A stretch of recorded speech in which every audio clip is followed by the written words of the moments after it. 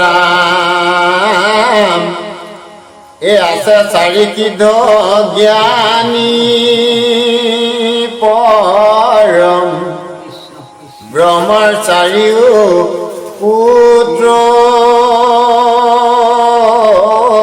প্ৰথম তাসম বাক পায়া নাৰদ ঋষি পুছিলা সংশয় কথা ঋষি পৰম জ্ঞানী চাৰি সিদ্ধ ব্ৰহ্মাৰ বোলে প্ৰথম পুত্ৰ।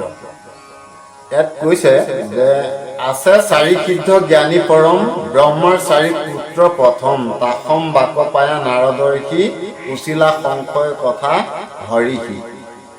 নাৰদে সেই চাৰি সিদ্ধক তেওঁৰ সংশয়ৰ যিখিনি কথা নাম কৰাত কেনেধৰণৰ কোট হয় কেনেকৈ হয় এই কথাখিনি সংশয় ভাঙিবৰ কাৰণে চাৰি সিদ্ধৰ আগত তেওঁ কি কৰিছে মানে সুধিছে ঈশ্বৰ ভগৱন্ত কৃপাময়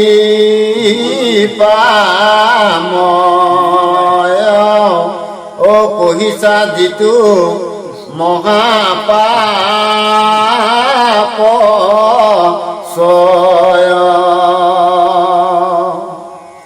কেন মত হোৱে বিনাশ তাৰ কলিত কোনে পাৱে পাৰ। কি কৈছে ঈশ্বৰ ভগৱন্ত কৃপাময় কহিছা যিটো মহাপাপ ছয় কেন মতে হোৱে বিনাশ তাৰ কলিত কোনে পুণ্য পাৱে তাৰ পাৰ। দেই ঈশ্বৰ ভগৱন্ত প্ৰভুক সুধিছে এই পাপসমূহ কেনেকৈ বিনাশ হয়। ভগৱন্ত প্ৰভুক সুধিছে এই পাপসমূহ কেনেকৈ বিনাশ হয় আৰু কলিত পুণ্য কেনেকৈ পুণ্যৰ পৰা পাৰ পায়। এই কথাসমূহ মানে ঈশ্বৰ কৃপাময়ক সুধিছে। কহিয়া চেদিও সংশয় যত চাৰিও তোৰা মহাভাগৱত। সংশয়টো ছেদ কৰি তোমালোক চাৰিও ভাগৱতে আমাক কোৱা। নাৰদে চাৰি সিদ্ধক কৈছে যে তোমালোক মহাভাগৱত তোমালোকে এই সংশয়ৰ কথাখিনি আমাক বুজাই কোৱা।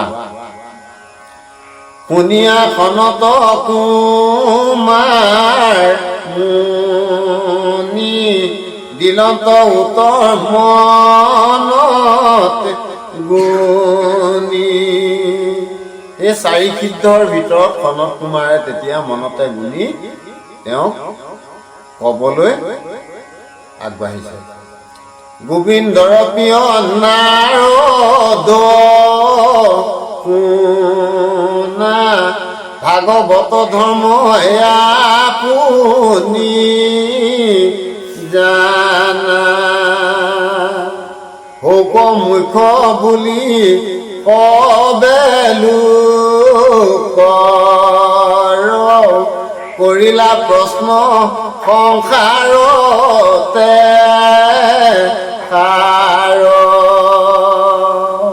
কি কলে সনত কুমাৰে মুনি নাৰদ কি বুলি কলে যে গোবিন্দৰ প্ৰিয় বোলে নাৰদ তুমি শুনা।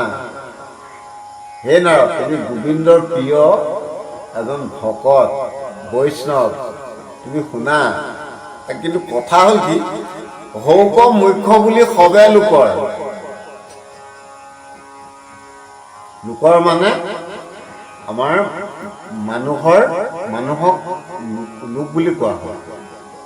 যিসকল ভকত বৈষ্ণৱে এই ঈশ্বৰৰ গুঞ্জক প্ৰকাশ কৰি ঈশ্বৰতে ৰতি হৈ ঘূৰি ফুৰিছোঁ, ইয়াকে লোক বুলি কোৱা হয়। লোক মানে জনসাধাৰণক বা এই ভকত বৈষ্ণৱসকলকে বুজায় দেই। ইয়াত কৈছে মুখ্য বুলি সবে লোকৰ,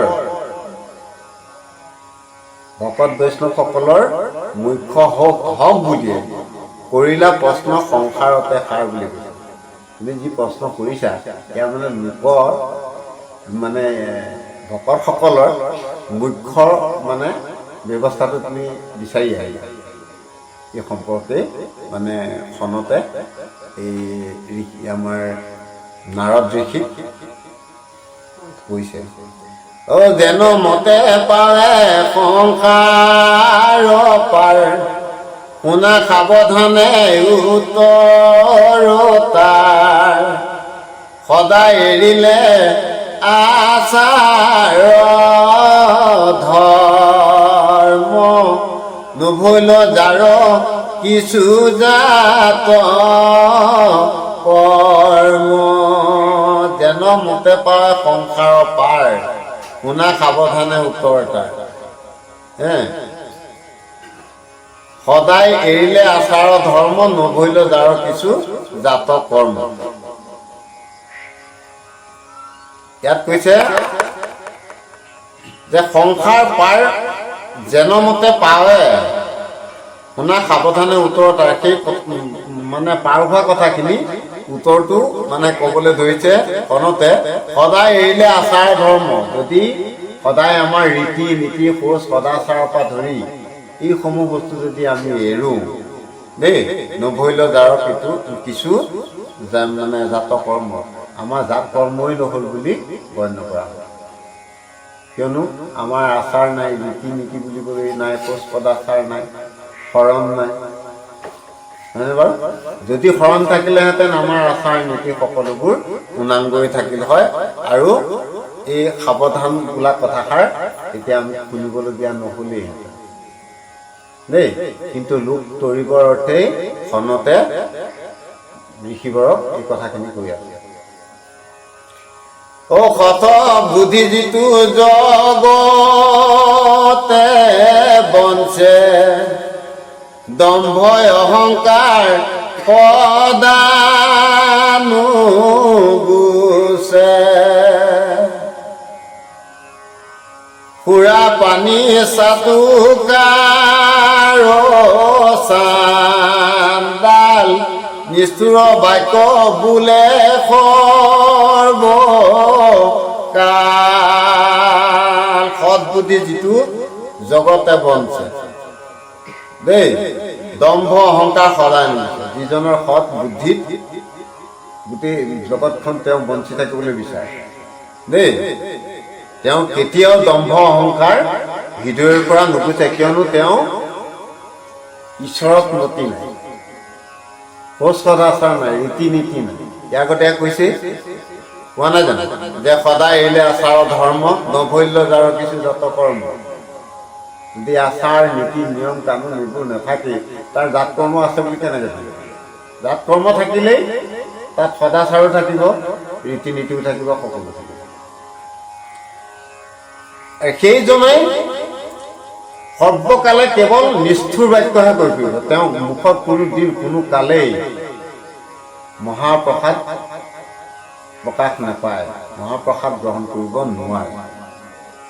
পুত্ৰ দ্বাৰা ধন আতেৰতি, সবাতো অধম জীপু পাপ মতি, শিশভু পাপত হুৱে তৰণ, যদি হৰি পদে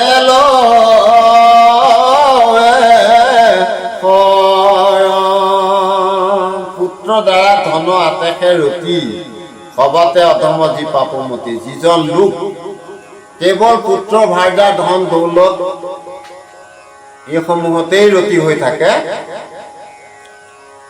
তেওঁৰ নিচিনা আৰু অধম বা পাপমতি নাই বুলি।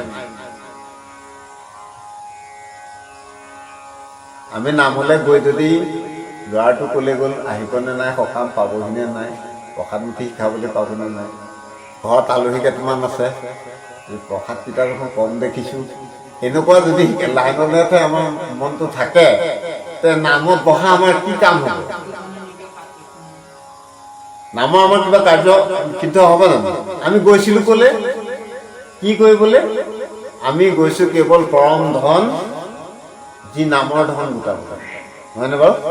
নামৰ ধন গোটাবলৈকে আমি কি কৰিছোঁগৈ? তাত পুত্ৰ ভাৰ্গা ধন দৌলত এইবিলাকৰ কথা চিন্তা কৰি আছোঁ। ইমান পইচা বৰঙণি দিলোঁ, প্ৰসাদ আনিলে এইকেইটা, আৰু ল'ৰাটো দেখোন কলেজৰ পৰা নাপালেহি।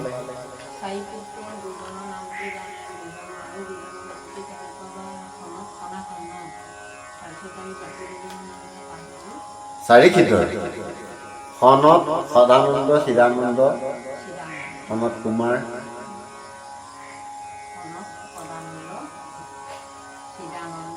সনত কুমাৰ